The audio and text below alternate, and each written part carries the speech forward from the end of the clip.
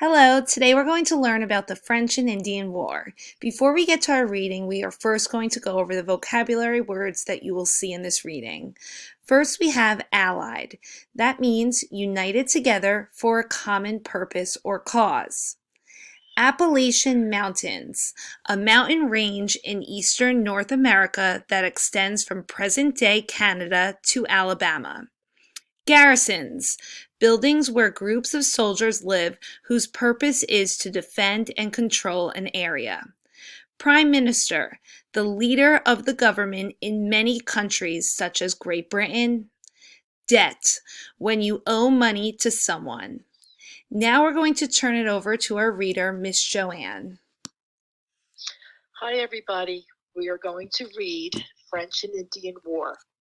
The French and Indian War was a war over land in North America.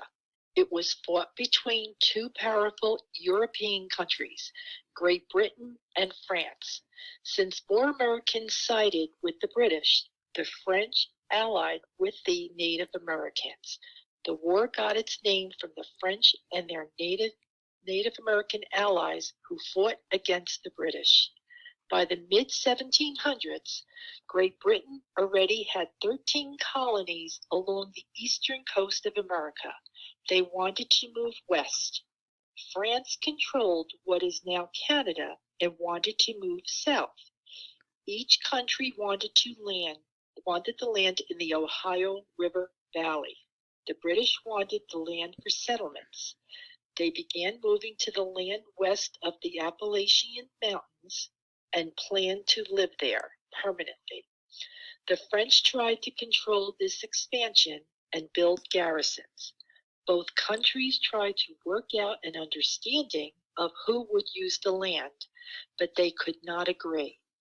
The Indian tribes living in the region were forced to choose sides. Many sided with France because the French did not want to live in America like the British. They planned to return to France with the money they made from fur trapping and trading.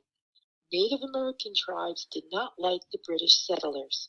Their farms limited the hunting lands the tribes needed to survive. The war began in 1756 when France built Fort Duquesne in an area the British considered their own. At first, the French won many victories. They had more money, more troops, and they had allied themselves with the Native Americans. However, a new prime minister came to power in Great Britain.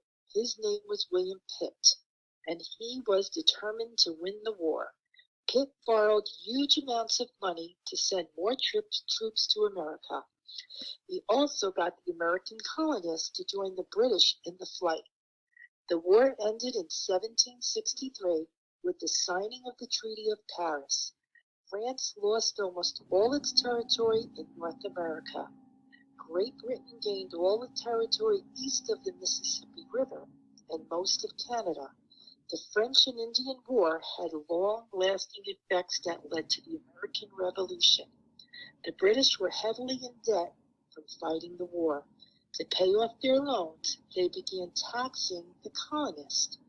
Americans thought these taxes were unfair and protested having to pay them.